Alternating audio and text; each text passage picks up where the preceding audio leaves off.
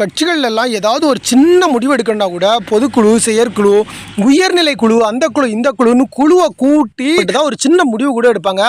ஆனால் நடிகர் சரத்குமாரோட சமக கட்சி மிக வித்தியாசமானது. கட்சியோட பொதுக்குழு, செயற்குழுன்னு சொல்லி எந்த குழுவையும் கூட்டல.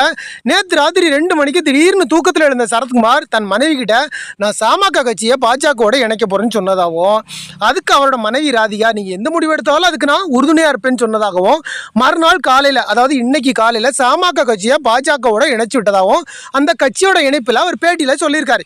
மைக்ரோ நொடியில் ஒரு கட்சி காணாமல் போய்விட்டது. முதல் நாள் இரவு சமக உறுப்பினராக தூங்கினா அந்த கட்சி தொண்டர்கள் மறுநாள் காலையில் பாஜக தொண்டர்களாக மாறியிருக்காங்க. மேகி நூடுல்ஸ் தயாரிக்க கூட 2 நிமிஷம் தேவைப்படும். ஆனால் கண்ணிமிக்கு நேரத்தில் ஒளியை விட மிக வேகத்தில் தன் கட்சியை பாஜகவுடன் இணைத்து அரசியல் உலகை மட்டும் இல்லாமல் அறிவியல் உலகையும் திக்குமுடுக்காட வச்சிருக்கார் நடிகர் சரத்குமார்.